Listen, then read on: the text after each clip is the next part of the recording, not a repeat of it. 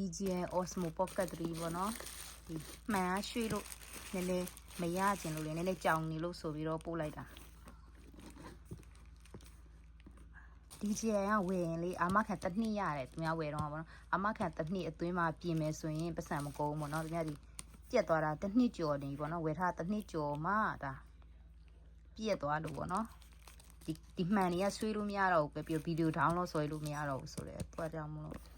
ဒီပေါ့နော် show တော့လှမ်းဆက်သွယ်ပြီးတော့ပို့လိုက်တာပေါ့နော်သူတို့ကဒါဒီမှန်နဲ့ရွှေ့လို့မရတဲ့အတော့ပေါ့နော်သူတို့အသစ်တစ်လုံးအစားထိုးပြီးတော့ပြန်ပြီးတော့ပေးမယ်ပေါ့နော်ဒီဟာပေါ့နော်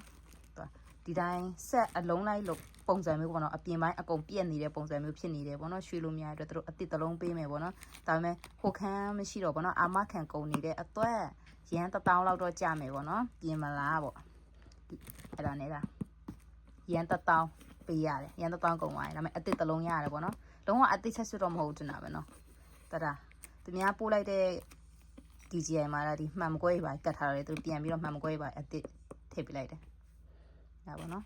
ကဲကိုမှအာမခံရှိနေတဲ့အတော်အသစ်မှာပြက်တယ်ဆိုရင်လှမ်းပြီးတော့ချက်ချင်းလှမ်းပို့ပါတော့ပတ်စံမကုန်ပါဘူးလို့ဒါဒီဘက်ကသူများပို့လိုက်တဲ့အလုံးပေါ့နော်ဒါသူတို့ပြန်ပို့ပေးလာတာ DJI ကနေမှာ DJI ကနေပြန်ပို့လာပြီဒါတော့ parking ပြန်ဖောက်ရမှာကွယ်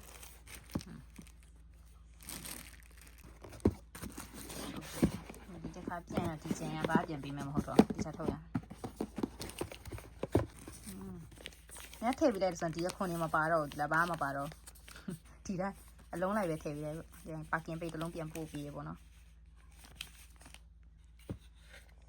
သူတို့ပြောသလိုပဲဒီလုံးဝသူများပို့လိုက်တဲ့ဒီအဟောင်းမဟုတ်တော့ဘူးပေါ့နော်လုံးဝအစ်စ်တစ်လုံးပြန်ပို့ပေးလိုက်တာ